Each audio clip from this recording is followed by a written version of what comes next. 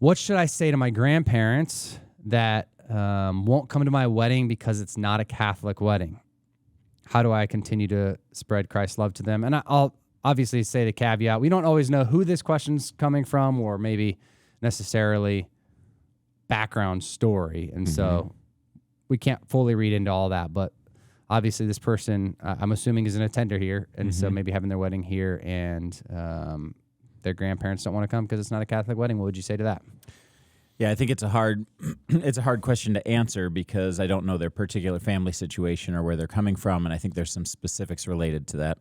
But if you assume that the reason why they're upset that they're not getting a Catholic wedding is the grandparents are Catholic, and oftentimes if you don't have a Catholic wedding, that means two things. One, you're not going to continue to be Catholic yourself, which can be very hard on Catholic parents or grandparents, and you're not going to have your kids raised in the Catholic Church. Yeah.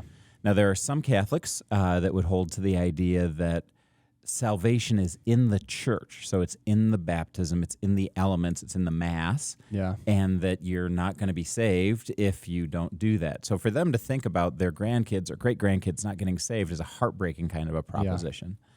As much as you can affirm that you love Jesus, you trust Jesus, you believe the Bible, you're following him, I think are the things that can help bring reassurance to some Catholic grandparents.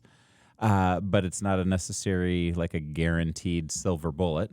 But what I would do is I would let them know of your deep, deep love for Jesus, that the covenant of marriage that you're entering into is what God affirmed in Genesis chapter 1, Matthew chapter 19, and also what the Catholic Church would affirm, and that your wedding is not designed at all to be an affront to them or their tradition, but instead just an affirmation of the direction that you're going, which is with Jesus, not against Jesus. Yeah, I think that's good. And in my own personal story, my wife was raised devoutly Catholic, and it was a point of tension when we were getting married. We got married here at CCC, and raising a Catholic daughter, marrying a pastor is not really an option. And so there was a lot of time to have those discussions, like you said, of like, hey, this is what this means. Like, we are going to love Jesus really well, and this is what it means to be in this church. But there's a lot when it's sacraments, that are tied, like you said, to the church and salvation and all those kinds of things. It's a difficult thing for people to wrestle through, for sure.